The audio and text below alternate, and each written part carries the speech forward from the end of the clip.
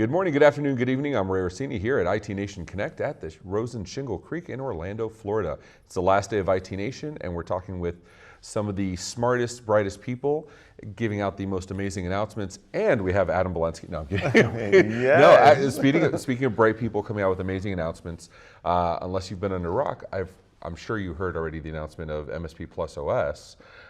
You basically took this Voltron thing and got everybody together, which I love. But talk to me about it. Before we get into that, though, Adam Belensky, Sierra Pacific Group. Before you walk into this, yeah, for sure. Adam Belensky, Sierra Pacific Group. You know, we were focused really on one particular piece, is ConnectWise Consulting, right, around RMM, PSA, and CPQ systems, with accounting services as well, right? So we had a very niche portfolio. Yeah. We always, you know, I'm a connector, and I served on the ConnectWise Advisory Council, and that's kind of where this thing kind of got started. Okay. Is on there. So.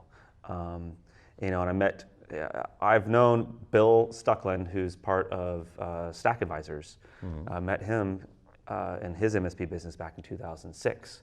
So we go way back. And, you know, that's just these different relationships. Jameson, about 10 years ago, met him, and it's just a manifestation of all these different connections. So you have Jameson, you have Bill Stucklin, you got Mike Williams, you got Parker Kabak. You got a lot of names coming in. Was it because of that everybody had their niche and everybody was doing their thing? Like, how do you get this group together and say, we have something here? Well, it starts out with a vision, right? Being a CEO, I have to have a vision. And this is just knowing each of the companies and organizations that were involved in this particular merger and to form MSP Plus OS. They had their own niche. We were slightly different services. Yes, a lot of people see Stack Advisors competing with Sierra Pacific Group. Yeah, they'd compete on some levels, but there was also some uniqueness to their offering, right? And so identifying what those uniqueness offerings were for each of those companies coming in the portfolio and saying, hey, when we merge, why don't you be focused on those particular niche ones? We'll each focus on our core service offerings. Okay. It's gonna amplify and allow us to scale and grow. And it's a beautiful thing because MSP Plus OS focuses on top executive coaching, systems consulting, and then it goes down even to systems engineering, where we're platform building for PE firms. So let me ask you, MSP Plus OS you have the launch party a couple days ago. I see MSPs talking about it through the hallways. You've been in the space a very long time. All of you have been in the space a very long time. Why did you feel now was the time to come together? We felt it was right time, right place. The marketplace in the MSP space is evolving. It's like just completely transforming right now. With the advent of AI, RPA, automation, the ASIO platform coming to life, you know, it felt like the right moment, right time for this actually to come together. It's perfect timing for all these different things going on in the marketplace. Because MSP Plus OS, you know, we have this model, right? We want to focus on your vision, your people, your operations, your profit, and your security, right? It's the 6 core things that we offer. And around that, you know, we want to make sure each of these organizations are taking care of those things. And to right now, this marketplace is so fast, and we need to basically, an MSP business is evolving, and they did tackle all these 6 core areas. And by doing that and having an expert in every single one of those areas, we are building that next generation MSP business, and that's why we're MSP Plus. Gotcha. And if MSPs want to engage with MSP Plus OS, what do they do? They simply reach out to our website, mspplusos.com or mspplus.com, or any misspelling thereof. So they obviously can find us on social media through ConnectWise Boss, ConnectWise Tips and Tricks, and we are also, just to keep in mind, we're also an agnostic consultant agency. So we do, you know, we do more than just ConnectWise.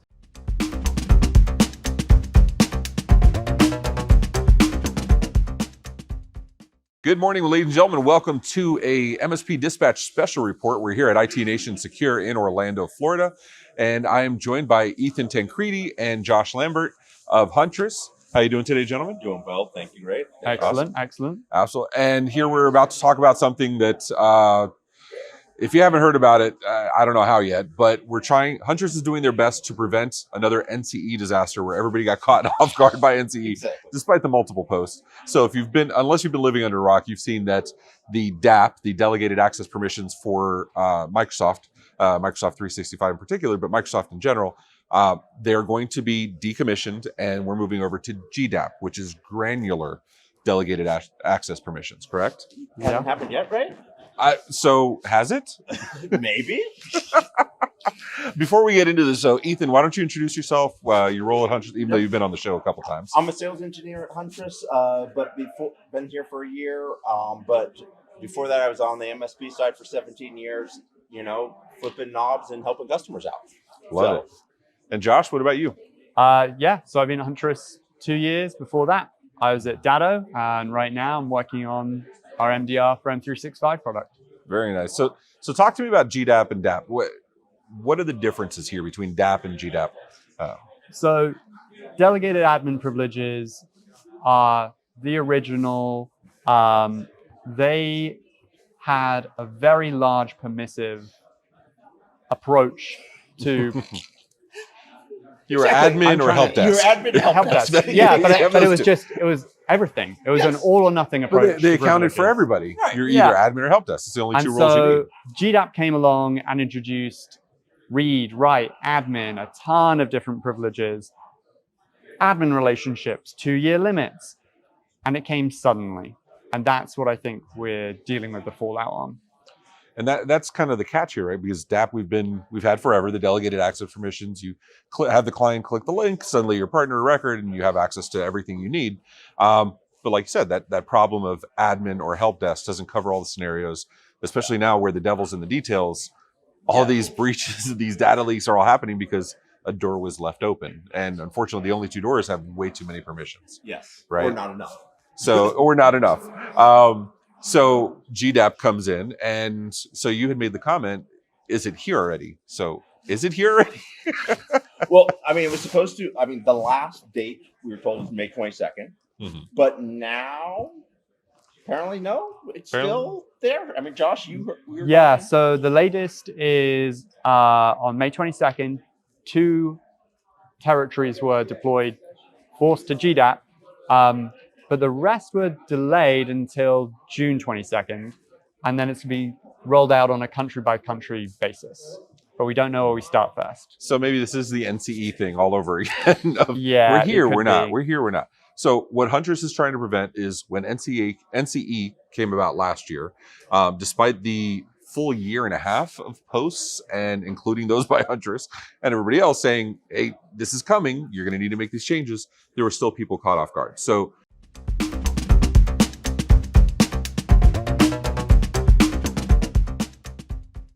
good morning and welcome to this special report of MSP Dispatch, your source for news, community events, and commentary in the MSP channel. Today, we're going to be covering a very exciting announcement that affects not one, but 2 different companies in the MSP space. And instead of just reporting on it, we're bringing in the people that are going to be part of it. Please help me in welcoming Mr. Wes Spencer. Hey, what's up, Wes? How you doing, dude? Ray, brother. Good to see you. I'm doing great. How about yourself? Good, man. Good.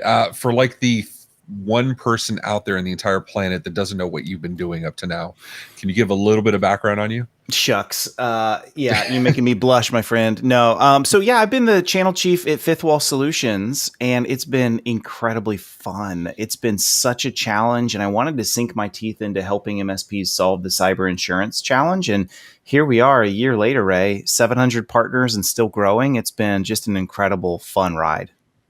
That's awesome. And for those that don't know, Wes has been in the MSP space for very, very, very long time. Tons of thought leadership, tons of working with great companies, founding great companies, and helping with cybersecurity education through Empath and everything else he does on a regular basis. So if you're not following Wes, please follow Wes. But speaking of your time at Fifth Wall and what you're going to be doing next, we're doing something a little unheard of here. Normally you get the announcement and it's, I've had a great time here and I'm going to be going here. But today we're actually going to be doing a little differently. We're going to be bringing on the president of your current company and the co-founder and CRO of your new company at the same time. So please help me in welcoming Reed Wellock and Adam Slutskin. How you doing, gentlemen? Hey, Ray. Hey, Ray. Good to see you. Ray, I feel like in any other scenario, this could be like a Jerry Springer type of episode, but like you have the 2 most awesome people. I'm not the dad. I'm not the dad. It's but you're absolutely right. Like normally this would be kind of an awkward thing. And for those that haven't figured out, Wes is going from Fifth Wall, where he was the VP and channel chief, and he's going to be moving over at the time of this airing. It'll be announced. He'll be moving over to CyberFox as VP of cybersecurity strategy, and which is a pretty amazing thing. Like we said, normally I've had a great time at this job. I think for everything I've done, the usual LinkedIn post that goes out, and then I'm here new. It is normally not common for the previous parents or the previous boyfriend girlfriend to meet the new boyfriend girlfriend. So this is cool, and I wanted to take advantage of it because it's a wonderful story of MSP camaraderie at the vendor level, and I think that is phenomenal. So Reed, Adam, talk to me here because you guys work together fairly often. We're always in the same circles. It always hurts to lose somebody, but this was a little different scenario where Wes is coming in. Adam, since he's coming into you, I'm going to give you first bat here. What is Wes going to be doing in this new role? Oh, it's really exciting. I mean, CyberFox, we're still a fairly young company, and so with Wes coming on board, what we have is, a lot of people will know me, and I've certainly come from more the, building company side. And what I'm not is I'm certainly nowhere near a cybersecurity expert. And where Wes is really just going to be a big part is infecting CyberFox and really helping us to think about not what do we want to do as a company, but what do our partners really need? And really with that deep understanding that he has from, remember before he was even Perch on the vendor side and being a CIO, on what we would say in the MSP world, right on the client side. And then, having that ability to take Perch with Aaron in the ConnectWise, and then for them to be what this ecosystem is, a bunch of entrepreneurs, and to be able to come in and do what he's been doing with Fifth Wall, and then now being able to help come in and infect us. And then one thing, and then, letting Reed say, man, is we look at this as a beginning. Fifth Wall and CyberFox, we've been talking for months, and we recognize the opportunity to do some really cool things together as our two companies to deliver that value, to the channel, and that's only going to now even speed up even further.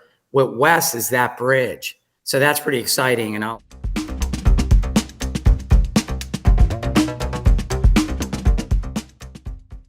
The story that's taking the MSP world by storm, 3CX VoIP desktop application possibly compromised with command and control messages going out to unknown parties. On March 22nd, the first alerts went out. SentinelOne noticed, started alerting to the 3CX desktop application for Windows and Mac, and it was flagged a false alert. On March 29th, it happened again. And they also deemed it a false alert. This was from the SentinelOne vigilance team. However, upon closer inspection by CrowdStrike, by Huntress, by Sophos, and many other security researchers, it was actually found it did include suspicious software that was doing calls out to unknown websites. We're showing the Huntress blog article because Huntress always comes with a breadth of information. And joining us to talk about this from the Huntress side is Sharon Martin at Huntress. How you doing, Sharon? Well, definitely have a lot of caffeine in my blood right now. We had a really long night last night. I know I was messaging you and Andrew and others all day yesterday. I think your message and my message last night was somewhere. My last message from you was like 1 a.m. I started back up at like 4 and you were still responding. And John Hammond and others were in the Slack still responding. But this is like standard fare for you guys when like there's something major that happens. It's kind of like Avengers Assemble on the Huntress side and you all start jumping in and doing what you can, right? That's correct. Though some events end up having more response than others. Essentially, we're working at it all night long if we're still finding new information and we need to get information out to others. So one of the big things was we had a lot of folks asking us yesterday, like, hey, when's Huntress going to put out more information? We're like, hey, we actually want to make sure that we do an in-depth analysis before we just start putting out blog posts, because our whole point is we need to provide information to the community. We're not just going to do a blog post that everybody else has already done. Sharon, can I? Sorry, I just want to, and I'm sorry to interrupt you. Sharon, Overall Ninja, that is your official name from the last show. I want to point this out to the uneducated, the uninitiated. What the heck is going on? Like, can you tell me about this? I am not in that particular industry, so tell those that are out there right now listening, saying, "What? I don't understand what's happening." I understand the overview from Ray, but can you kind of add a little bit more light on that? Yeah, no, I can do my best. And actually, I wasn't really familiar with this application before all of this hit. So in a lot of places, folks use VoIP for communication versus your traditional phone. It saves money. It's related to your computer. You don't have to have a separate phone line. And 3CX is a very popular phone management system in use. Well, as it turns out, the 3CX application that seemed to be legitimate to users is actually doing some things that are not so legitimate. And so it's calling back to things that aren't under 3CX's control, picking up more stages, loading a little extra malware in the background. And theoretically, this is associated with North Korea. I say all this, and obviously Huntress doesn't do attribution. But it's clear that there has been a supply chain compromise, because it's not like 3CX went and built the vulnerability in their application. They released their app as normal, and then turns out bad things are happening.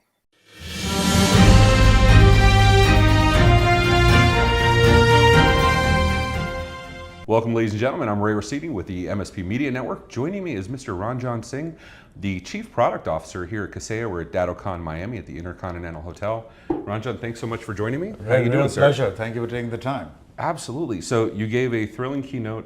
You gave a thrilling performance on stage yesterday. I'm going to call it performance, because everything here with the noise, the music, the overhead speakers, it feels more like an event at the Kaseya Center we're going to later than it does like a conference, right?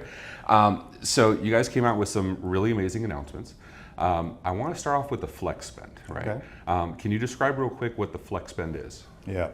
So flex spend is an idea that originated about 3 years ago. General Manager of Unitrends, Joe Noonan, came up with it. The concept is very simple. Today, MSPs purchase an appliance, and they purchase an appliance to back up something on-prem. And their end client decides they want to move that workload to the cloud. Usually an appliance comes with a 3-year commitment or a 5-year commitment, because it's a CapEx spend. Yep. We want to make sure that the MSP is protected in this case. And we also want to aid the migration of their end customer to the cloud. So flex spend is simply, hey, you purchased an appliance, you can now take that spend and move it to wherever your end client is looking to move. So you're protecting their investment while still allowing them to avoid the sunk cost fallacy, letting them migrate to a more productive workflow if they want to move to the cloud. Absolutely. And I commented pre-show that this feels like the polar opposite of all the outcry over the Microsoft NCE, where the MSPs took on so much liability, so much risk, and many of them chose to break out Microsoft 365 services. They chose to even have the clients pay it directly because of such risk. This seems the opposite, where you're saying, no, we're going to protect you, we're going to protect your investment, and we're going to continue the journey with you. Yep. I absolutely love it. Yeah. I mean, it makes a lot of sense to us as well, right? Mm-hmm. We want to retain the MSPs as our customers. If we don't help them, who will? Yeah, right? Absolutely. Yeah, so, and we also understand that the market is moving to the cloud. Mm-hmm. So there needs to be flexibility in spend. The segment adopts whatever happens in the enterprise 5 years ago. We have to facilitate that migration. And I'm sure, as you know, you still have enterprises today using tape backups. And yes. So the on-premise stuff with the on-premise appliances, that's not going to go away anytime soon. No, it's not. Brent Torre, in his Future of Backup, he explained that the on-premise stuff is still growing 5 to 10%. So that business is still around. especially with so many moving away from public data centers over to private and vice versa, swapping Exactly. back and forth. Let me ask you, you said Joe Noonan brought this up 18 months ago and had started, Yeah. but this feels like a very big launch this year. What's the difference between the inception and today? Simply, the migration to the cloud, we started seeing this trend happening a lot more than perhaps 18 months ago. So we felt it's more about timing than anything else. The ability to execute has always been there. Okay. Through the acquisition of Dato, we acquired a great piece of technology, which is Dato Absolutely. BCDR. And the maintenance of the backup chains, is a key Yeah. feature. This is Yeah. not just a commercial thing. This is a technical thing Yeah. also. So there's some technology embedded within Dato backup that enables us to execute.